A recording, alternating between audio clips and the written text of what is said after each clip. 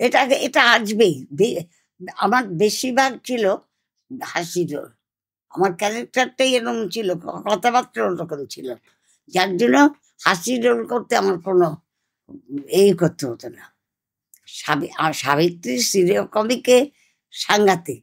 সবই তো একদম বলতো। ঠিক। কিন্তু আবার এটাও বলতো টালার ট্যাঙ্ক ওর চোখে ফিট করা আছে। যখন কাঁদতে বলল। তখন কিন্তু খেতে পরে বুঝলাম যে এটা কেন বলে।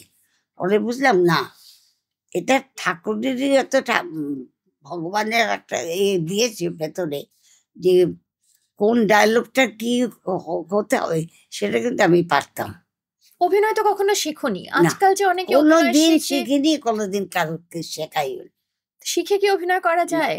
শিখে অভিনয় আমার মতে করা যায় না। কিন্তু এখন তো শিখেই সব করছি। জানি না কোনটা ঠিক। কিন্তু এটা হচ্ছে ফিল করা। আমি কি বলছি, কি সিচুয়েশনে কি বলছি সেটা ব্যক্ত করা।